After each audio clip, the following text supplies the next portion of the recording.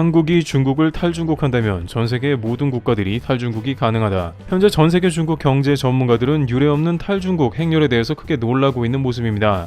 그런데 이 원인에 대해서 바로 한국을 짚었고 중국 당국은 초비상 사태가 걸린 모습입니다. 한국이 중국 없는 것을 적응한다면 우리도 가능하다면서 전세계가 동시 탈중국을 하는 겁니다. 현재 왜 이러한 원인으로 한국이 나왔는지 살펴보도록 하고 중국 정부는 어떤 상황인지 보겠습니다. 실제 최근 과거 중국 시장에 앞다퉈 진출했던 서방 기업들이 철수하거나 사업 규모를 축소하는 등 발을 빼고 있다고 미 주요 매체인 월스트리트 저널이 보도했습니다. 매체에 따르면 이는 중국 경제 성장이 둔화하고 중국 내 사업에 어려움이 커졌기 때문에 서방 기업들이 중국 내 투자를 중단하고 있다고 전했습니다.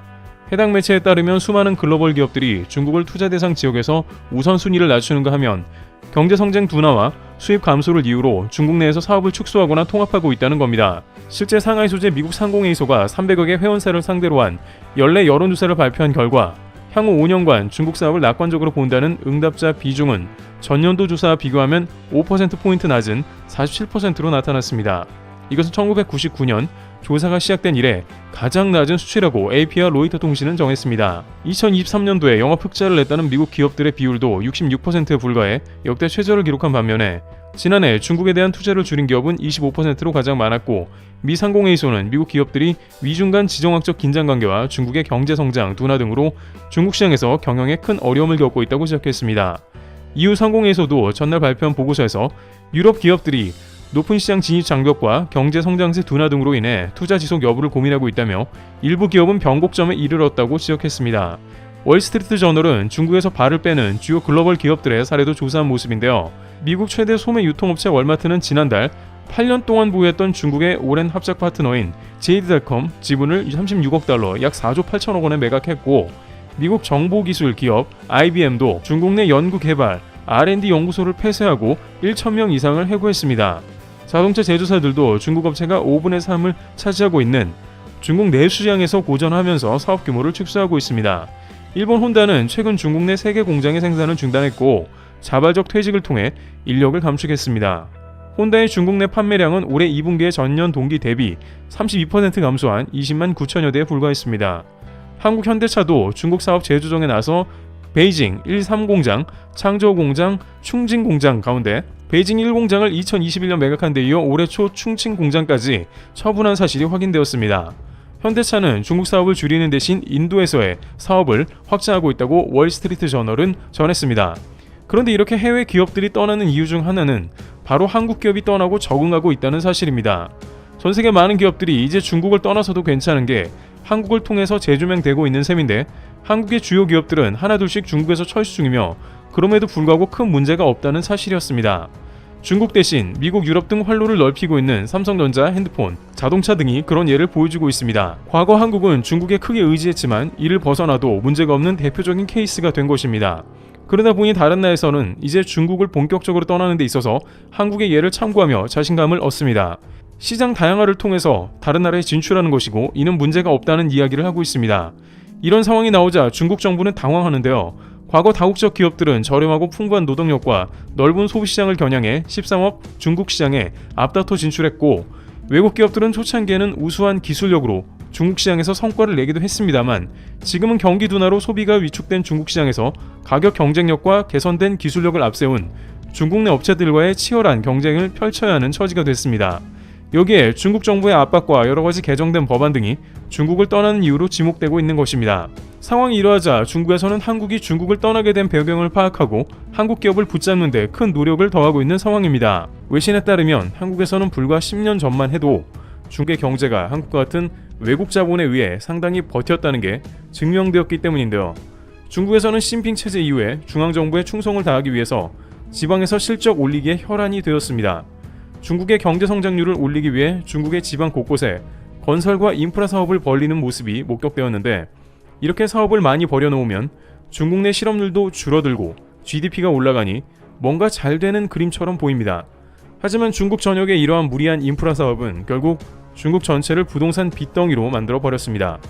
실제 중국의 대형 부동산 개발 업체인 에버그란데가 부채 문제로 큰 어려움을 겪었는데 에버그란데는 많은 돈을 빌려서 부동산 개발을 진행했지만 그 부채를 갚지 못하면서 큰 문제가 발생했으며 이 부채에 대한 보증을 중국 지방은행이 섰기 때문에 중국 지방정부에서 벌어진 대표적인 부채 리스크를 보여줍니다.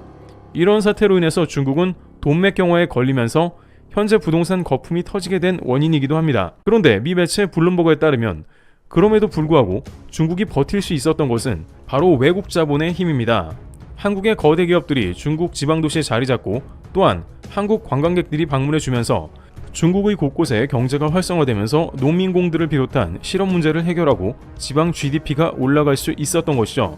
하지만 이제 한국 기업들이 철수함과 동시에 위와 같은 원인들로 인해서 더 이상 한국인들이 방문하지 않자 중국에서는 한국의 발목을 잡으면서 제발 중국에 방문해달라는 요청이 끊이지 않고 있는 것입니다. 중국에서는 한국의 대기업과 이와 관련한 비즈니스 여행객들, 한국에서 오는 순수 여행객들이 매우 절실한 상황이라면서 한국 관광객 모시기와 한국 기업 모시기를 대대적으로 추진할 것 같다는 움직임이 보이고 있습니다. 또한 최근 한국에 참혹한 사건이 연이어 발생되며 국내 큰 파장을 일으켰습니다. 그리고 이에 대한 한국인들의 대처가 훌륭하다는 해외 네티즌들의 반응도 함께 전해지고 있는 상황인데요. 우선 영상부터 보시겠습니다. 비좁은 방 한 칸, 갈라진 벽과 내려앉은 천장, 그리고 무더운 여름 씻을 수조차 없는 허름한 화장실. 지금 보이는 곳은 충격적이게도 6.25 한국전쟁 참전용사가 거주하는 곳으로 정말 일상생활조차 어려운 환경으로 보입니다. 더욱 충격적인 건 이뿐만이 아니라는 건데요. 청테이프와 나무 토막으로 이어진 문, 구멍난 벽과 시멘트 벽돌 옆에 놓인 작은 간이 침대, 이 또한 국가를 위해 헌신한 참전용사의 주거지였습니다. 정전 후 오랜 가난 속에 버텨온 참전용사들은 비록 힘든 삶을 살고 있어도 조국을 생각하는 마음은 변하지 않아 보여 더욱 안타까운 상황인데요. 이 모든 이야기는 최근 한 국내 기업으로 인해 알려졌습니다. 그리고 국내에 큰 사회적 파장을 일으키기도 했는데요. 6.25 참전용사 후원기업 인프레시, 이들은 피부암을 앓고 있음에도 씻을 수조차 없는 화장실에 고통받고 아픈 아내와 살아가며 노후된 집과 전자제품으로 일상생활이 어려운 것 등 듣기만 해도 고통스러운 참전용사들의 삶에 당장의 지원을 결정하며 그들을 찾아갔습니다. 그리고 그 노고에 대한 감사 인사와 함께 참전용사들이 가장 희망하는 것들을 지원하기 시작했는데요. 대대적인 화장실 개선과 에어컨, 세탁기 등 전자제품과 전기세 일부 지원, 그리고 식비 지원, 의료 지원, 물품 금액 지원까지 국내를 비롯한 전세계 참전용사들에게까지 지원을 시작했고, 이 모든 참전용사들의 이야기를 다큐멘터리로 제작해 지금의 세대에게 이야기를 전하고 있습니다. 이에 국내외 네티즌들은 큰 감동을 받았으며 참전용사와 가족들은 자신을 도와준 기업과 이 기업에 동참한 한국인들에게 감사의 메시지를 보내는데요. 여러분들의 은혜를 갚지도 못하고 세상을 떠나겠네요. 감사합니다. 축복이 있기를. 사랑합니다. 정말 감사합니다, 대한민국. 그리고 현재 인프레시는 또 다른 여정을 위한 시작점에 있습니다. 최근 인프레시는 특별한 후원 굿즈를 출시했는데요. 이들은 일상 속 역사를 기억하자는 것에 중점을 두고 6.25 전쟁 당시 태극기를 구현해낸 키링과 함께 가방을 선보였습니다. 한국전쟁 당시 10대의 나이였던 학도병들은 책가방 대신 무거운 군장과 펜 대신 총을 손에 쥐며 조국을 위해 싸웠습니다. 인프레시는 그들의 참전 의지가 새겨진 특별한 태극기를 그대로 키링으로 구현하는가 동시에 이 태극기를 누구든 일상 속에 지니고 기릴 수 있도록 후원 가방을 출시한 것인데요. 그리고 참전용사들의 헌신을 현 세대들에게 알리며 해당 굿즈의 수익금의 일부를 참전용사에게 후원하고 있습니다. 또한 모든 걸 기업 명예니 한국인들의 이름으로 전달하고 있는데요.